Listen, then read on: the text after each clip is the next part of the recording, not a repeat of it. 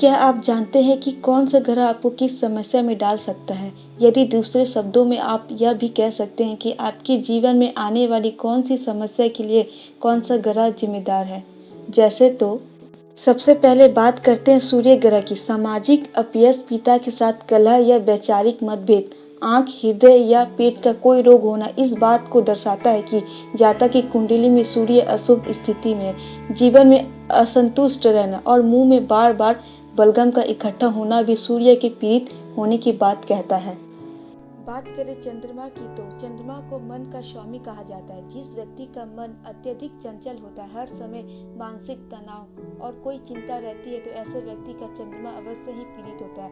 कमजोर चंद्रमा का लक्षण यह है कि घर में पानी के नलकों या कुओं का सूख जाना, पालतू दुधारू पशु की मृत्यु हो जाना, माता को कष्ट होना, मन में बार बार आत्महत्या करने के विचारों का जन्म लेना भी कमजोर चंद्रमा की ओर इशारा करता है। मंगल ग्रह, आए दिन कोई न कोई दुर्घटना होना, घर की बिजली के सामान जल्दी खराब हो जाना, विशेषकर जिस कमरे में व्यक्ति रहता है वहां मौजूद बिजली के उपकरणों का कम समय में ही खराब हो जाना मंगल दोष की वजह से ही होता है। मंगल के दोषी होने पर रक्त समस्या, भाई से विवाद और अत्यधिक क्रोध जैसी स्थिति जन्म लेती है। बुध ग्रह, ज्योतिष विद्या में बुध को व्यापार और स्वास्थ्य का कारक बताया गया है। जिस व्यक्ति की कुंडली में बुध अशुभ या कमजोर स्थिति में होता है, उस व्यक्ति के दांत कमजोर रहते हैं, उसकी सूंघने की शक्ति भी कम हो जाती है और एक समय के बाद उसे गुप्त रोग होने की अति संभावना होती है।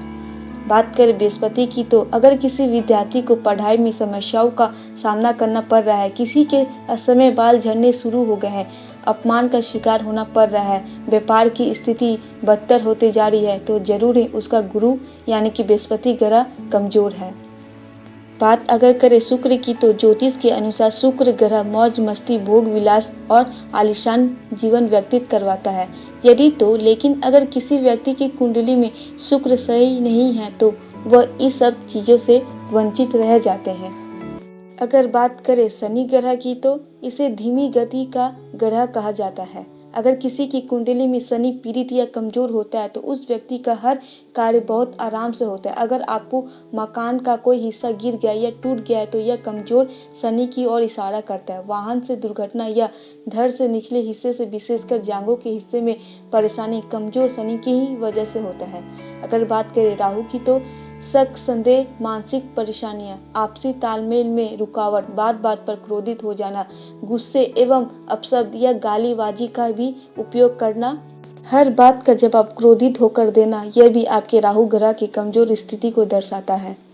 केतु, जब किसी व्यक्ति की कुंडली में केतु अशुभ फलदायी होता है तो उसे आर्थिक नुकसान के साथ साथ चर्म रोग भी हो सकता है। वह व्यक्ति खुद अपने लिए ही गलत धारणा बना लेता है तो उसे नुकसान पहुंचाती है।